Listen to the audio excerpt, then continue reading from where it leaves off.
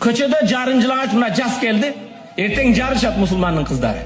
Tasbih tahlil aytууда эмес, кайрымдуулук кылууда эмес, илим билимде эмес, элге жерге кызмат кылууда эмес. Ким көбүрөөк жерин ачат? Ким көбүрөөк жерин башкаларга көрсөтөт? Ким көбүрөөк жаштарды азгырат? Качан кыргыздын кызы киндигин көрсөттү эле? Киндигин астындагы түгүн көрсөттү эле? Качан эркек майкачан чыгыштан уяласың?